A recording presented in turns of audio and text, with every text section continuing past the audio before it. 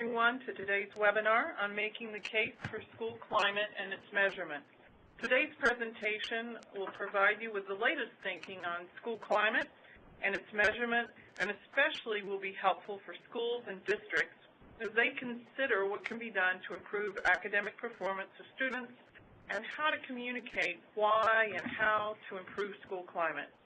To get started with today's webinar, I'm going to tell you just a bit about our center, learn a little bit more about you, who's on the phone, and introduce you to our speaker.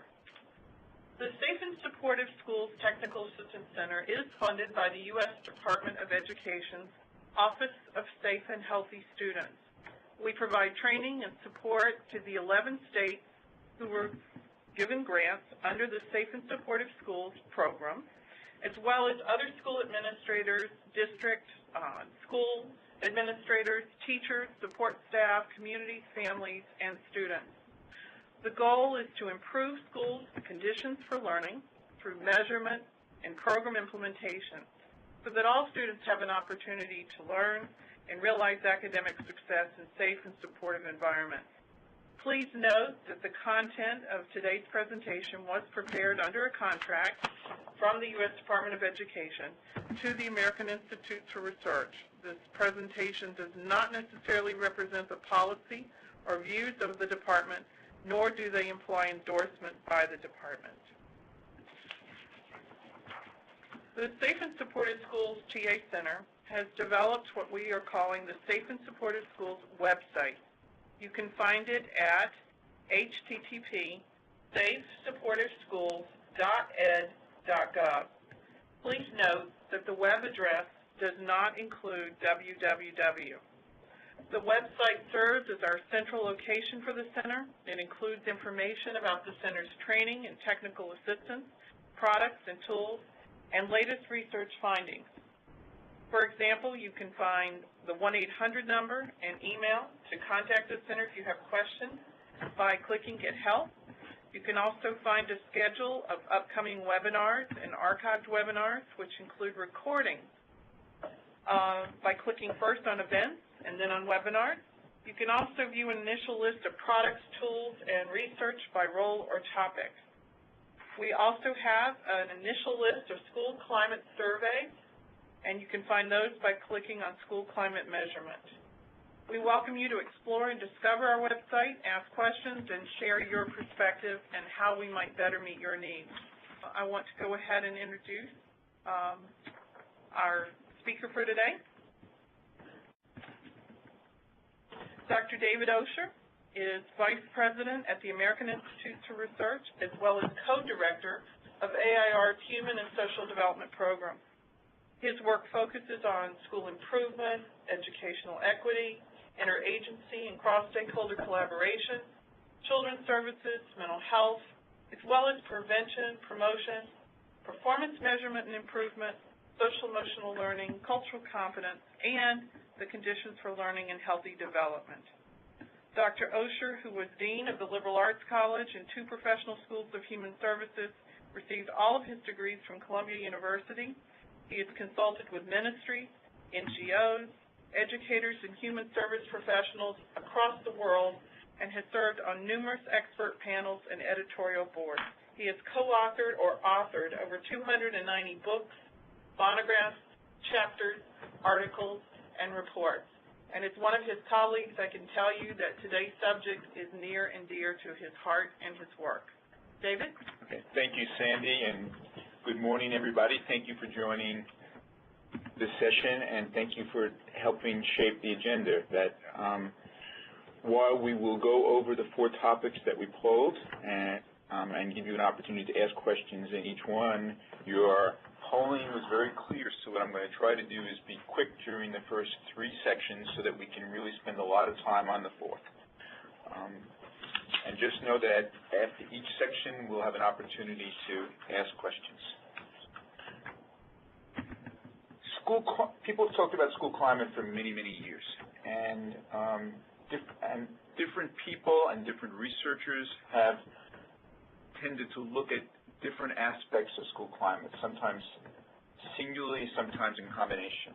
And these can include issues like focusing on student behavior, for example, counting disciplinary events, looking at relationships in schools. For example, there's been great work done with the adolescent health study, looking at whether or not young people feel connected to school and how important that is for their academic success, but also their developmental success. Focusing on school culture, there's been real important work. For example, the work that Tony Bright has done regarding relational trust in schools that really shows how important it is when teachers trust principals and vice versa, and everyone trusts families and students and vice versa. There's been very important work looking at how the structure and organization of schools really affects the climate. For example, does the school track young people so that some people end up having one type of class and one type of experience, and other students tend to have very, very different ones? And how does that affect the interaction between students and as well as the interaction between and among adults? And finally, there's been good research and work that really focuses on the personal characteristics of the people who make up the school community, whether it's the principals and leaders, whether it's the teachers, whether or not it's the demographics of students. There are choices that one can make. There is also some convergence regarding what may be particularly important, and we'll be looking at that during today. And I think that convergence, if we look at the next slide, really focuses on perhaps 4 key areas. One is its personal relationships. The second is the institutional environment, and that includes its cultural values. The third is the nature of teaching and learning, and that relates to issues like pedagogy and like how students receive the curriculum and like the extent to which students and adults are engaged. And the fourth big area is one of safety, and it's not just physical safety, it's also emotional safety. It is, to quote Robert Blum at an expert panel once, the ability of a student to feel comfortable raising his or her hand and asking a question. It's the ability to feel comfortable thinking outside the box, as well as the opportunity not to worry about somebody teasing or bullying you. Let's talk about a few school climate frameworks that are illustrative, and we'll talk about 3 leading up to one that has been developed by the Department of Education with the input of lots of researchers, which we'll elaborate upon. But one approach to school climate has been developed by the National School Climate Council that came together and developed a definition of school climate and had, if I recall correctly, 10 core dimensions to that definition. A second one was one that was developed by people who were concerned with what has been conceptualized as the conditions for learning. And I'll talk later a little about the conditions for learning, but one can think about the conditions for learning as being those aspects of school climate that are most central to the learning process, that are most likely to impact on learning and achievement. Another example of drilling down is that the Consortium on Chicago School Research has built upon research that they have done over the past 2 decades in Chicago regarding what appears to work in Chicago schools, and they've developed a new climate instrument that really looks at 5 factors. For example, relational trust, which comes out of the work that Tony Bright and others have done.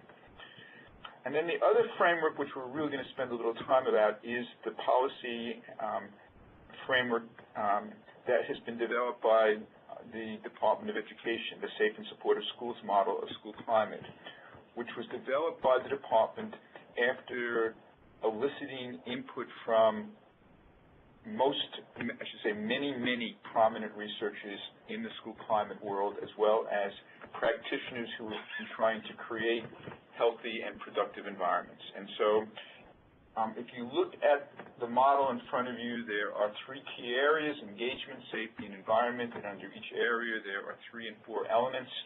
I will go over the elements as we go through the slides. And what I want to do now is to really take those elements and to elaborate by giving you an example of how they can be measured, as well as in terms of how one can intervene.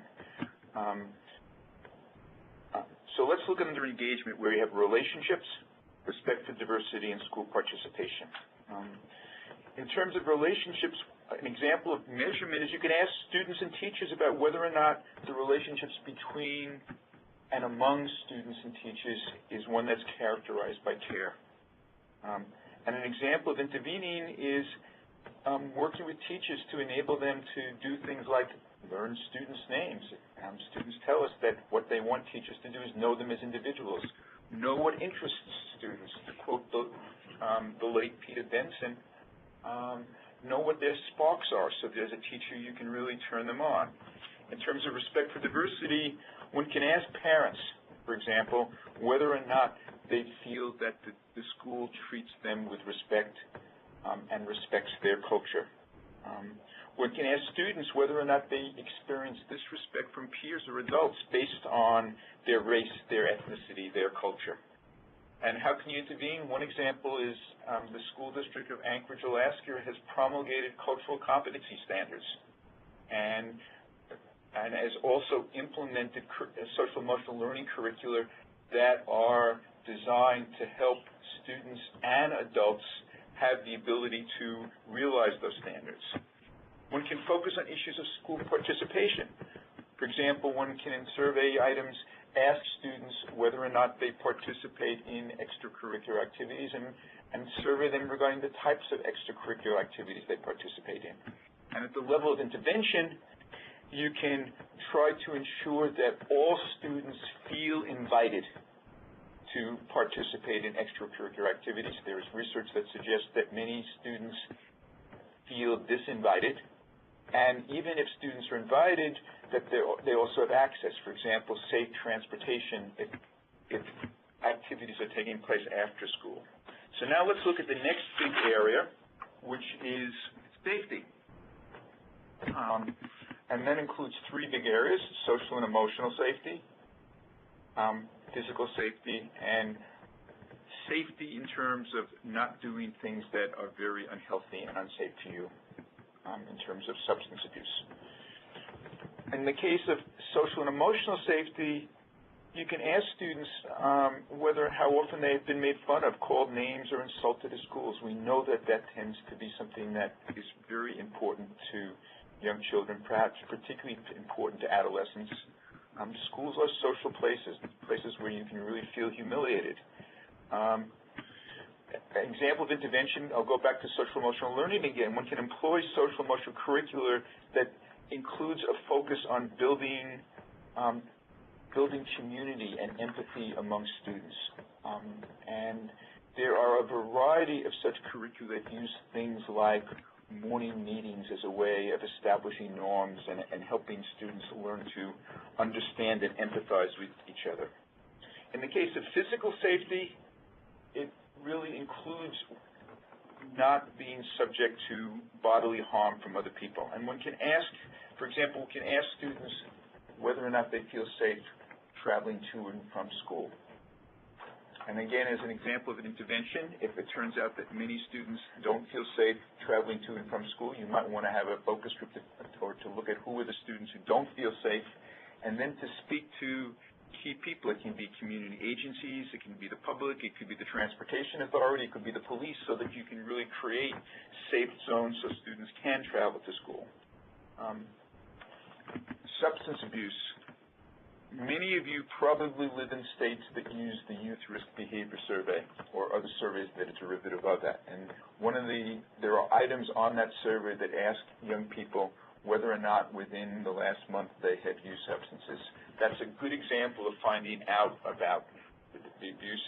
And at the same time, there are a host of good, there's also a host of poor substance abuse prevention programs that can be employed in schools. I noticed that one of the people who's on this call is Denise Gottfredson, who's done great work in terms of studying prevention programming in schools and about how they can be used effectively but also ineffectively. So interventions always require using effective programming. That's one of the things that we're going to follow up on a webinar that's going to take place in about 2 weeks. And now let's go to the third area, which is the environment, which we can talk about 4 areas: the physical environment, the academic environment, wellness, and the disciplinary environment. Think about the laboratory in your favorite school and whether or not it's a place you'd like to spend some time in, whether or not it is clean or dirty or things like that. That's one of the key, but just one example of key issues of the physical plant that really affects young people. And if one can ask students about the laboratories, and at the same time, if that is an issue, one can speak to the people who are responsible for the physical plan to find out why the laboratories are not clean and develop ways of working with them so that it can be clean. For example, in places that I've worked, we found where there's no soap in the laboratory, and you said, why? And it's because of the fact that people are afraid that students are going to take away the soap. That's something that is addressable. The academic environment, which is both about the physical plant in some ways as well, for example, lighting and heat and things like that, but it's also about whether or not the environment is academic engaging. You can ask students whether teachers provide feedback on their assignments that are helpful, and whether or not teachers think that all students can do challenging work. And you can intervene by providing professional development to students, to teachers, in part perhaps helping them better provide feedback. If you listen to students, sometimes they say that teachers give us feedback, but they tell us the same thing in the same way even when it doesn't work, when they need to be able to differentiate feedback. And at the same time, if there is an issue of all teachers not feeling that students can achieve, then that requires a different type of professional development and support to teachers so that they can feel that it can be done. In terms of wellness, we can think about physical wellness, mental wellness. Let's think here about physical wellness. You could poll students in terms of what they use as snack foods. And if it turns out that you find that they're using unhealthy snack foods, and it turns out also that they're using unhealthy snack foods that are being vended in vending machines that are at the school, you might want to speak to the people who are doing the vending to figure out how you can have different foods and at the same time work with young people to find out what's the type of healthy foods that they might be willing to snack on. And lastly, discipline, the disciplinary environment. There is a major focus on the part of the Department of Education and Justice right now on discipline and the fact that it tends to lead to an awful lot of exclusion and it appears to create a pipeline to prison. There's also been work showing that capricious and authoritarian discipline tends to disconnect young people from schools, and it's useful to find out how students experience discipline.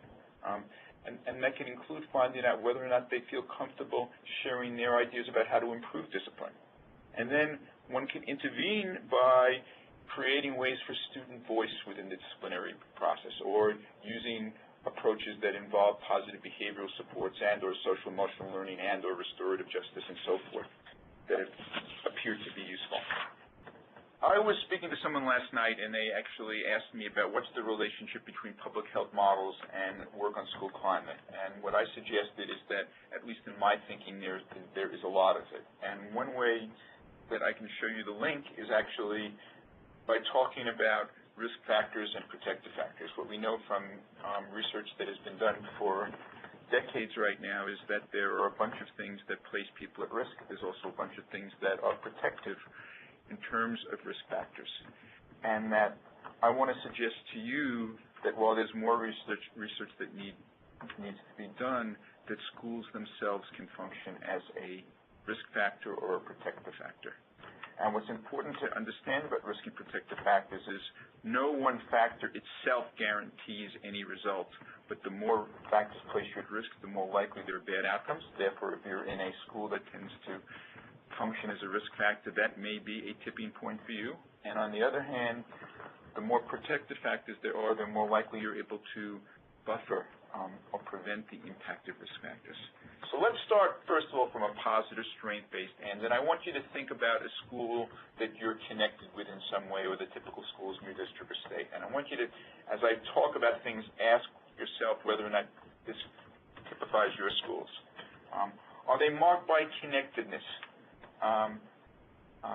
By students feeling safe, physically as well as emotionally, by positive relationships between and among adults and peers, by caring interactions, by students experiencing academic challenge, by students experiencing support from adults, by students feeling engaged in the learning process and in the school, by adults demonstrating positive role models of respect, of care, of how you provide support. Places where students develop their social and emotional capacity to regulate their emotions and behavior, to manage relationships productively. Places that use positive approaches to discipline, goes back to the question before, rather than reactive negative approaches, and places where students who need service know that they're there and have access to them and they're good services. Is that the type of school that you're thinking of? Or, and I hope it is the first, are there places where students feel alienated, not connected, where they don't experience physical and or emotional safety, where there is teasing, bullying, a big gang presence, where the relationships between adults and student peers are negative, where interactions are uncaring, where expectations for students, or at least for many students, are low, where students experience academic disengagement and frustration, whether or not it's because they're bored or whether or not they're not given the supports to meet the challenges, and so they're frustrated because they can't meet the challenges. Where the role models for students, whether from adults or peers, are negative ones and nasty ones rather than positive ones. Where there's a lot of mobility, where kids are moved from class to class, from school to school, in part because the school does not know how to support the young people. And where approaches to discipline are reactive and punitive rather than proactive and supportive. Okay, so what are some of the benefits of improved school climate? And this is largely drawing on two types of research, correlational research as well as research that looks at directions, that you look at things at one point in time, you do an intervention, for example, building connection between students and teachers, and then you look at results, for example, test scores. But there's also an increasing body of experimental research that's being done using particular interventions now that are consistent with this.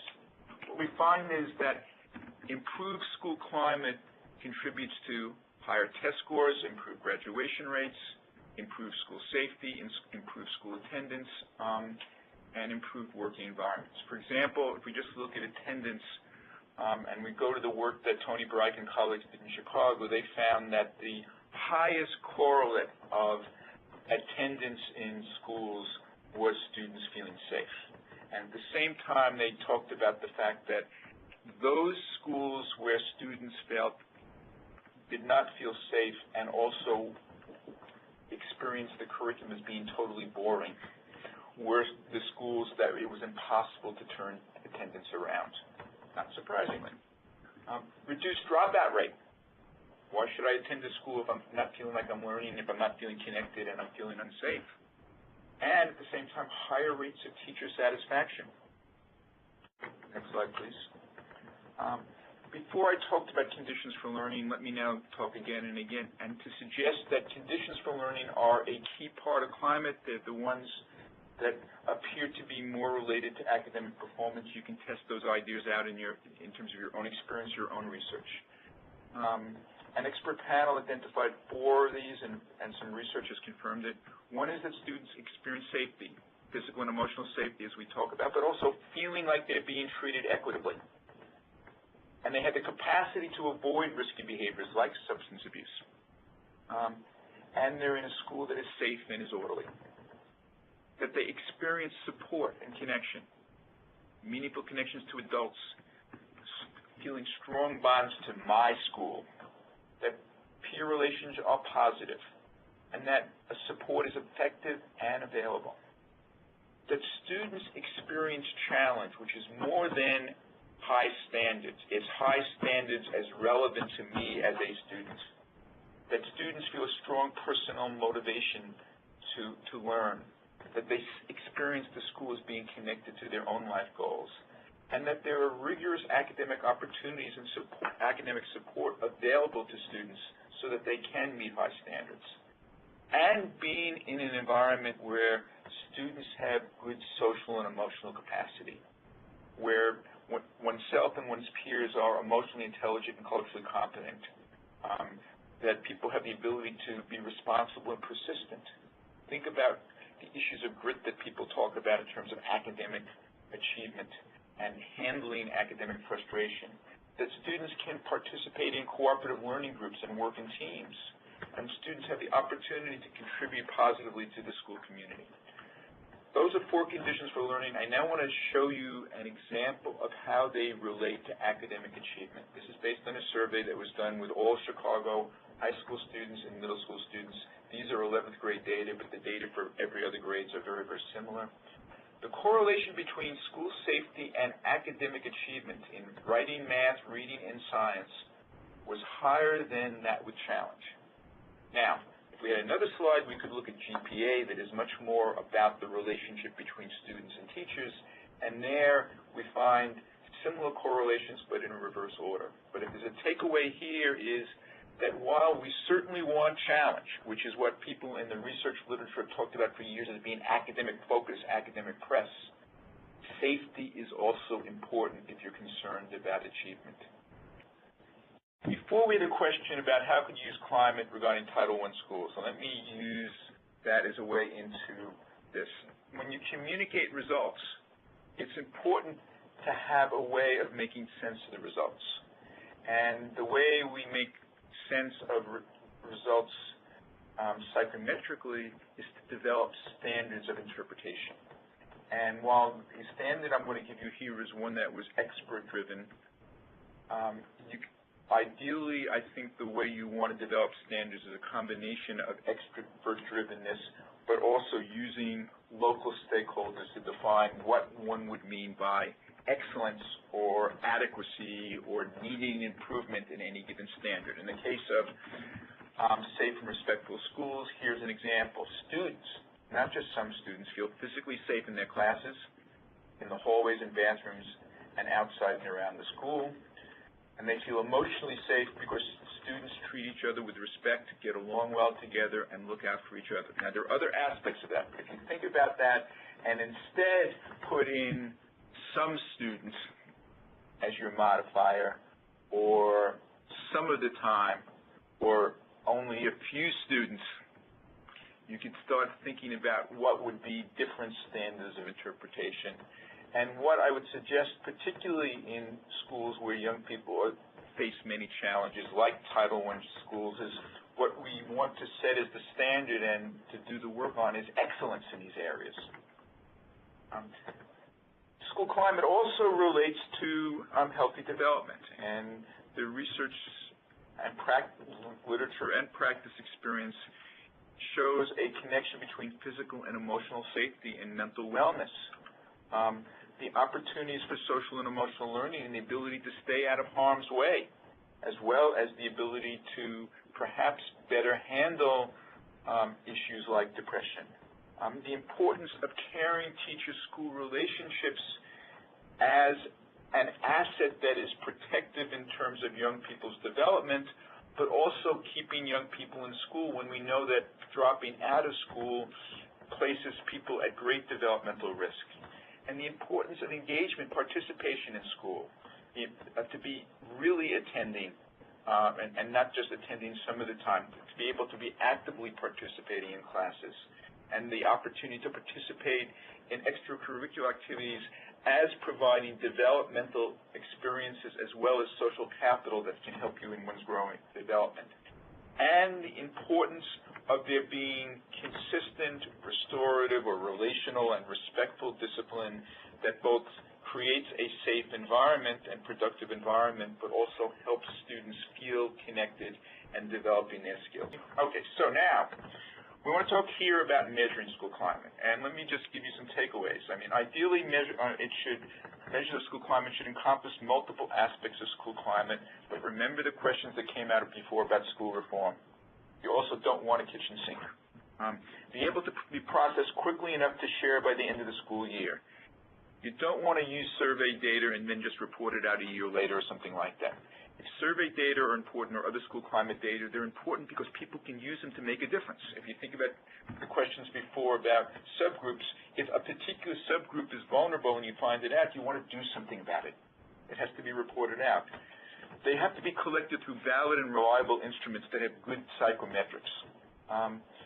There are a lot of surveys out there. Some are good, some are less good. It's important if you're going to do it to make sure that you have reasons to be confident in the results. And our center is one way of helping you with that. There are about I forget the number now, 11 or 12 instruments that have already been vetted, and it's possible for others will be vetted in the future. Be collected from multiple respondents. While some people, myself included, think students are the most important voice, they're not the only voice. It's real important to understand how teachers and other adults experience the school community, how administrators experience it, how do families experience it. To go to the question we heard before, be collected so that subgroups can be examined and not just look at overall results. Can be collected using multiple sources. While survey data is really important, it's not the only source. You want to look at incidents. And the incident reports don't just have to be negative incidents about, for example, disciplinary referrals. They can be the presence of really good things. But you got to count it to make sure that those incidents are occurring. Looking at attendance data, young people vote with their feet. It includes tardiness. Now, there may be other factors that lead to poor attendance, like feeling unsafe on the way to school. And so when you dig down, you may find out that it's not that a student doesn't want to go to school, it's just the fact that she can't get to school safely. Take advantage of data like the Youth Risk Behavior Survey data if they are being collected in your school or state, and using school climate surveys as we've talked about. It's important that the measures be actionable. Don't answer a question if you can't use the data. And practical to administer. And practicality includes everything from how quickly it takes to get the robust data and how you administer. In some places, people are able to do it online, but that includes students having access to the ability to do it online. In other places, the issue is finding a small amount of time, like 20 or 25 minutes of class time that can be used for the survey. So you want a combination of actionability and practicality. And I would suggest include measures that have an impact on academics. Why? Because the pressures on educators is to produce academics, and if you're not addressing that, these things are more likely to be marginalized. Now let's look at 4 areas that school climate can help. The first is monitoring. It's finding out what is happening, where are the needs, maybe where are the strengths. And remember here that the school climate data alone is like a screen. It tells you where you have a problem. You may have to do deeper work, for example, conduct focus groups to unpack what you're finding out. Next, to use it for planning and resource allocation. It's what Sandy Keenan talked about before using the Title I school. Let's identify the issues and then figure out how we deploy or redeploy resources so that we can address problems that really matter to us. Next. Well, having done it, let's make sure it's worked. And so it helps evaluation because some of the best intentions are not realized with results. And so we then would want to make sure if safety matters and if we intervene to improve safety for some groups that has happened. If not, figure out why it hasn't happened. And then lastly and separately, as I said before, what gets counted and reported gets acted on. You want transparency and accountability. If the only measure of schools' performance is test scores, people are going to focus on test scores. If safety and engagement are also measures, then people will start to focus on that as well. All right, and let's start with, I think, the overall theme I would suggest. And in fact, I'm going to give you 2 themes, one that's here and the other that's actually not in the PowerPoint, so I just could add it. The theme that is here is what you want to do is to use school climate data for problem solving, for improvement, not for hitting people over the head, not for making people feel defensive, because that's not a useful way of going. And that's separate from accountability. People should be accountable, I would say, for results, including good conditions for learning and climate.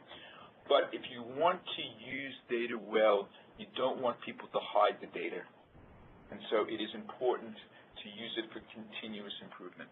I mean, districts that I work in, one of the things I ask is for the superintendent, whenever the reports come out, to write an email to people about how to use it, and also to give people the tools to use it for improvement.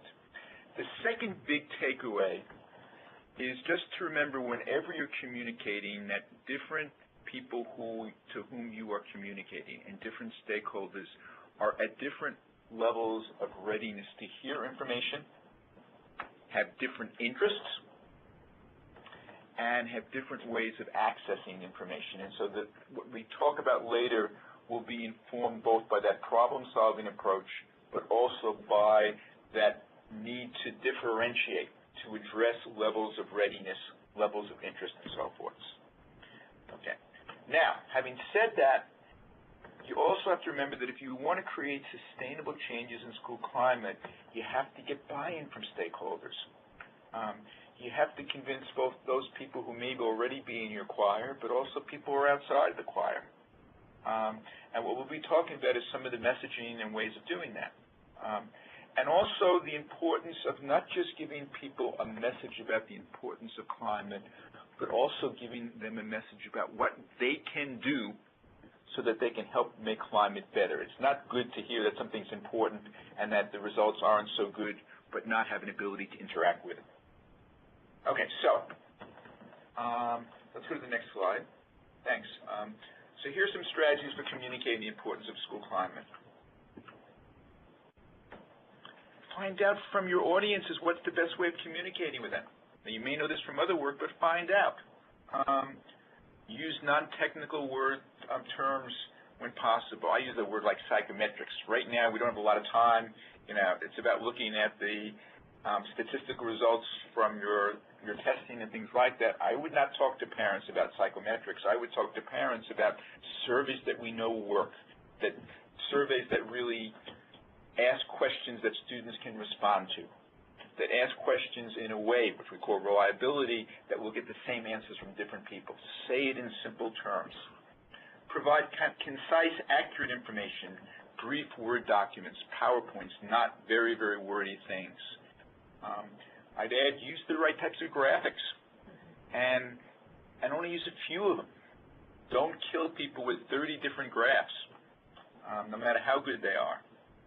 And we do not know when it will come out yet, but if you watch our website, there's going to be a forthcoming brief on lessons learned regarding how to communicate the importance of school climate.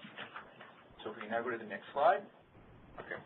So now let's think about particular audiences. And here, think about your local school board or your state school board. Think about your local superintendent and the people who are important to her or him, or your state superintendent. So here are some messages here.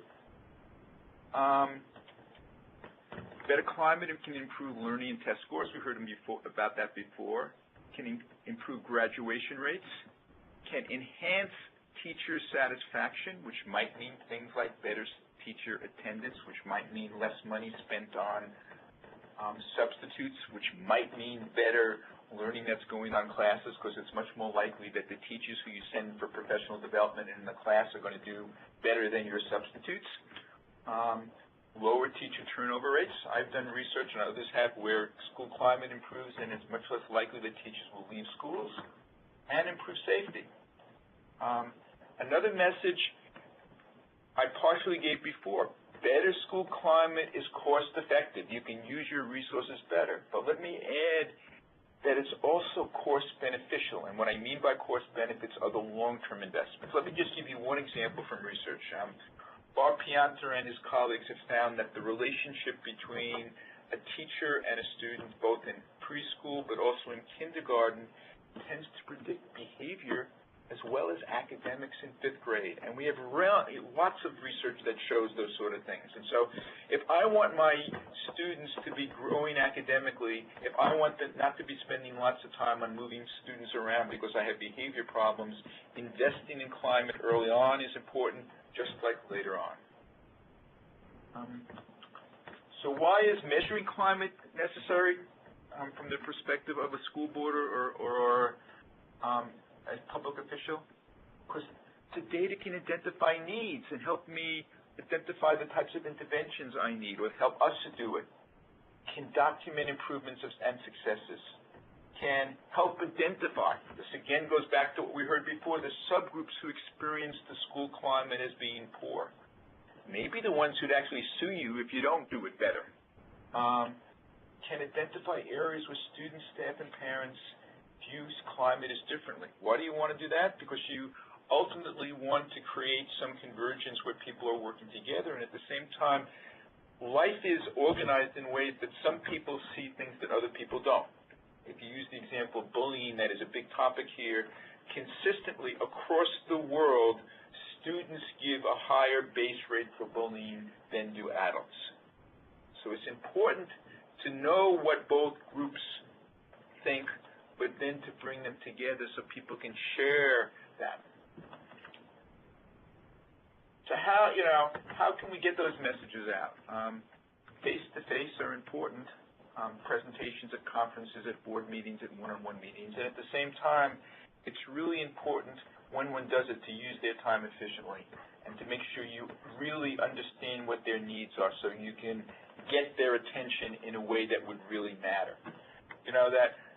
There was once a former superintendent from Cincinnati who worked at AIR, and when I started doing school climate work, he said to me, you know what affected me most as a superintendent? When I saw a survey item, the question was, if I'm absent from school, someone will care, and 60% of the students said nobody. That was the item that got that superintendent to be willing to do something. So when you think about presentations, start thinking about what is the scale result, or what is the item result, what is the way you can really capture people's attention. Provide people with opportunities to discuss the results in a way that they can act upon it. Approaches that appear to be less effective are emails, phone calls. And again, because they can either be ignored or they're interfering with people when they're not ready to learn. Next slide, please. All right. So now let's go down to the school level, and let's think of principals, and let's think of teachers. Let's start with that second bullet. Better climate means improved discipline, improved learning, reduced stress, better test scores. Let me tell you a story. It's from Alaska. It's from Anchorage, Alaska, where I was involved in reporting out survey results, and I was asked by the superintendent to meet with all the principals and her direct reports. I was only given 10 minutes. I was between conversations about the oil pipeline. And I wanted to give the results, but I said to people at the beginning, I want to take the first 2 minutes to really talk about how we think about them, and then we will talk about the results. And I said, I want to talk about the conditions for learning. And the response I got was so different than when I talk about student support, because immediately I could hear the principals grab for their little notebooks, because I was going to tell them something they thought that might help them do what they're concerned with. And so I start with that story because if we want to persuade people, we have to speak to what are the presses that they feel, what are the aspirations that they have. So better climate means better discipline, but better learning, happier teachers, better test scores. Now, I think a second message, and it's the top bullet, is the fact that it's important for principals and teachers to know that they can play an active role in improving climate. They can do it in part by participating in planning, but they can do it, for example, by elementary school principals I know who stand at the door of schools welcoming teachers and students in and saying hello and welcoming families and looking at kids who look like they've had a bad night and making sure that they get support. It can be teachers who, to use the example I gave before, can welcome kids coming into class and with a smile and say, Sandy, it's so good to see you today. I hope you had a good night, rather than just ignoring. Now, as a principal, I would need to know how do I provide the support to the teacher so that he or she can really give Sandy that type of connection. But there are things that I can do both as a planner, but also I can do as an actor to make the climate better. Why is measuring climate necessary? What gets measured gets done. It's also necessary to identify what are the issues that are important. If you go back to your survey results, there's some issues that it sounds like your schools are doing pretty well on. Those are the ones you want to nurture, but you want to look at the ones that are problematic. You can use that data to then improve in those problematic areas. Also, when people say, well, we know this already, but maybe the data that are collected are not all the right ones. Let me give you a story again. Secretary Duncan used to be the CEO in Chicago, and when a school climate survey was developed there that focused on conditions for learning. It was called a connectedness survey, and he was being interviewed by the Chicago Tribune when they were announcing the survey, and that one of the elements was asking students whether they felt safe. The newspaper said, "Why do you need to know that? Don't you have reports on that?" And what presciently he said to the newspaper was, it's not just whether or not there are incidents that matter. It's whether or not students feel safe. And if you think about yourself, you act on how you feel. If you really don't feel safe, you're going to act on that. And so if that type of data regarding how people experience the environment is not being collected, then you're not getting the complete package to act on. It's also measuring and reporting provides an opportunity for people to talk about these things. If climate matters in helping you use resources efficiently and also creating a place that people want to go to, then you want to have an opportunity to talk about it. Next slide, please. So, how do you communicate? Face-to-face meetings with the principal are important. Staff meetings are also good. And again, always respect people's time. Be really efficient and try to figure out what the hooks are. Do your research before you make a presentation. In terms of teachers, where teachers have access to email or electronic message boards, those are good places. If not, there may be other things. There may be school newsletters. There may be physical bulletin boards that you can get messages out. Providing professional development on the importance of climate, how to improve it, including what I can do, is very important. And remember always that good professional development includes support. It's not enough to take people away and say, be good. You have to help people implement goodness, do the right things at the point that it matters. And when people use planning, provide support for it. You know, as we're speaking in Cleveland, where they collect school climate data, there are AYP meetings going on that take place on a quarterly basis. And one of the things the AYP meetings do is they look at school climate data. They also look at academic data, and they are supported by people from the district in terms of trying to make sense of those data to involve school improvement plans so that they can improve climate, and often with a focus on subgroups. Okay, how about families? Families care about climate. Surveys really show it, but I think what's important is to also convey to families that not only are they right about caring about climate and wanting their children to be in a safe and supportive and caring place, but that those things matter in terms of things that parents also care about, which is whether or not the environment is one that is academically productive and students are learning. It's also important to talk to parents about the active role that they can play in improving climate, and there are at least two different pieces. They are stakeholders, and they can play a critical role by advocating for creating good school climate. They're also people who, in what they do with their children, can also do things that can support the climate. So, for example, if schools are using positive behavioral strategies or social emotional learning strategies that have particular languages or protocols, experience suggests that when parents are supported to understand them, they may use those protocols and they may find them useful at home, but in addition, it reinforces learning that is taking place at school. And we can use family surveys as a way of finding out how parents feel, but it is also important to know that if you want to survey parents, you really have to be very strategic and probably use a differentiated approach, because all families are not going to respond in the same way. But here are some examples of differentiation. For some parents, it may be the school website or parent-teacher conferences if they're more than 1 minute or 5 minutes in length. You can use back-to-school night. I've seen schools that are focusing on it where they have tables to reach out to parents or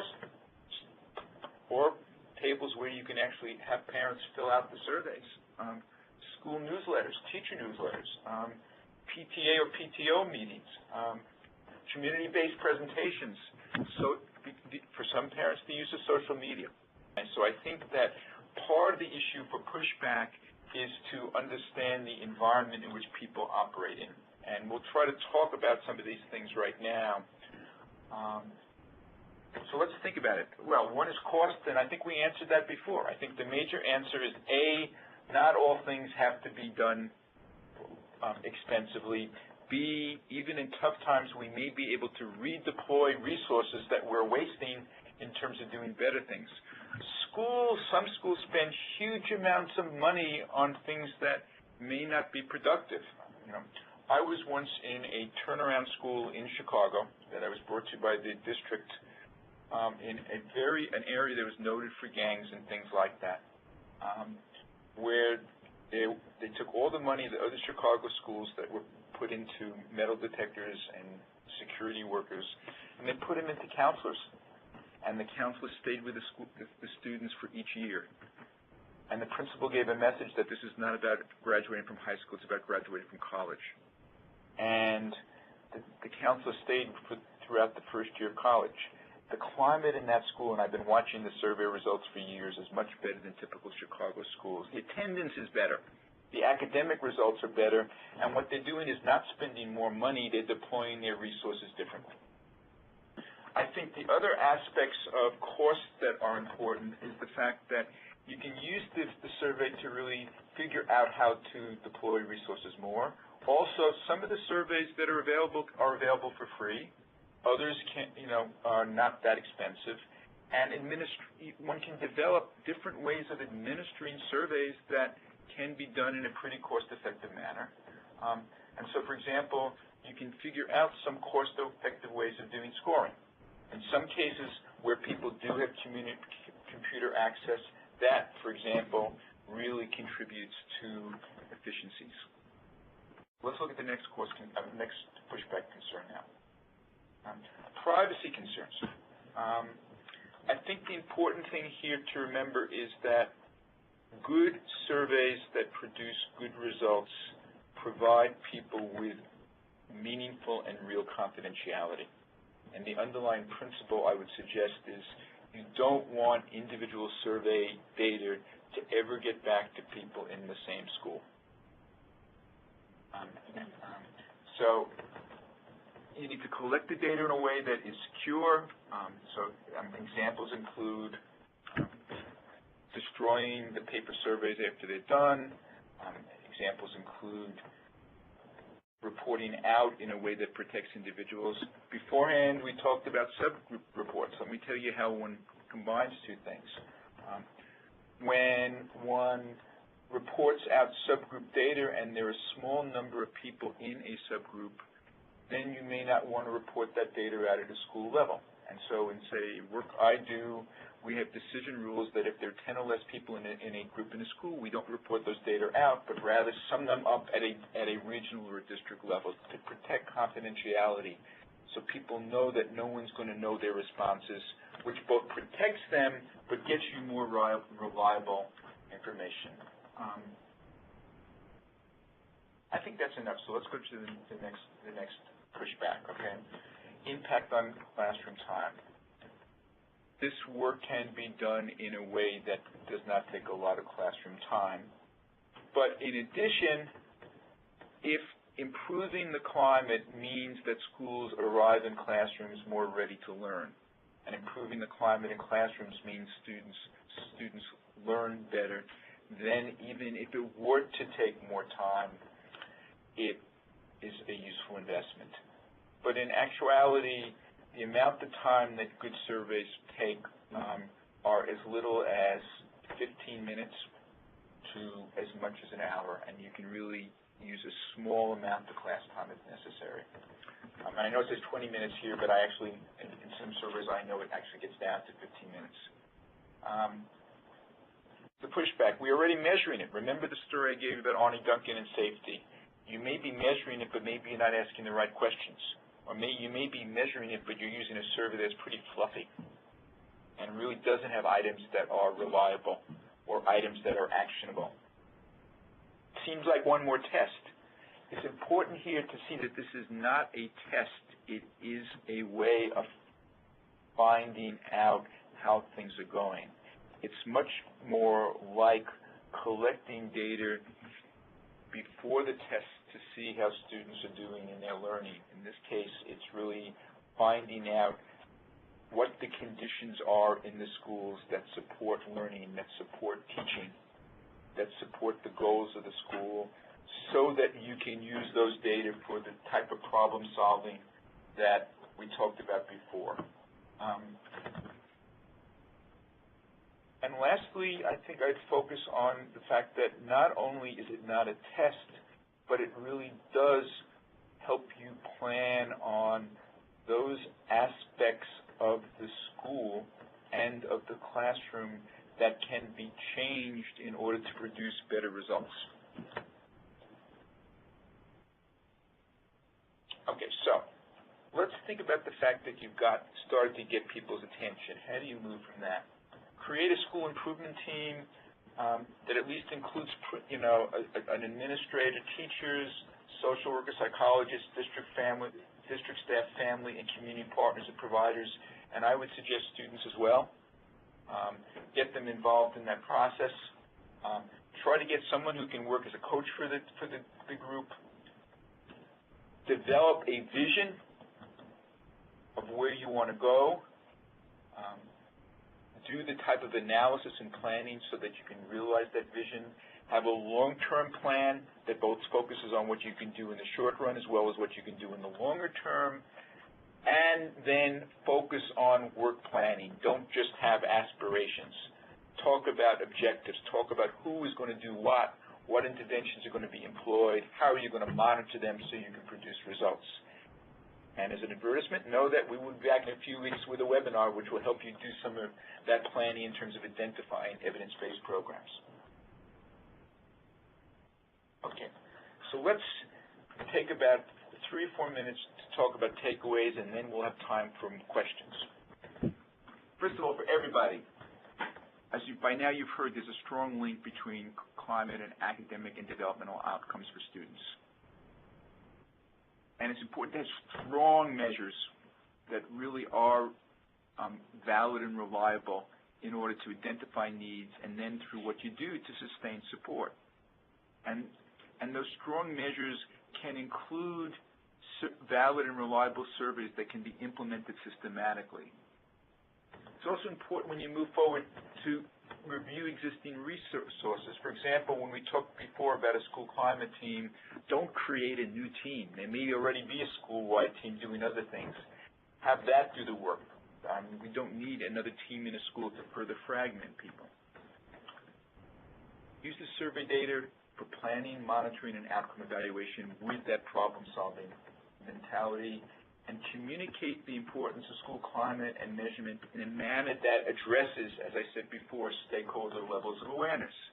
For states and state officials, support policies and procedures that encourage the appropriate use and selection of school climate surveys. Learn from the 11 states that right now are doing this work, and also some of the race to the top states that are also focusing on climate. And if you're in those states, don't just do it in a few districts. Try to do it systematically so the data are being collected in all schools and all districts. If you have a school report card at a state level, include school climate in that report card. For districts, communicate the importance of school climate to board members and across staff. Implement efforts to address the needs of people who particularly are affected by poor school climate and are being victimized. This again goes back to issues that were raised earlier. Facilitate interdisciplinary teaming amongst teachers and others to really improve climate. Ensure that climate measures include academic challenge and engagement so that they connect to academic results. Support the inclusion of disaggregated school data in school improvement planning so you can really improve climate and results for all subgroups. For schools, use effective preventive and promotive approaches that are universal to really help prevent physical violence, bullying, and emotional abuse. Focus universally on enhancing the relationship between school staff and students. Employ a positive relational approaches to discipline. Encourage family engagement. And for families, be vigilant. Get updates on what's happening at the school in the classroom with a focus on issues of climate, among other things. Maintain consistent contact with your child's teachers. Hold schools accountable for your expectation that your child will be safe, will feel support, and things like that. And at the same time, be a parent who's also supporting children who will come to school being respectful of other children and who can really contribute to a safe and healthy school community.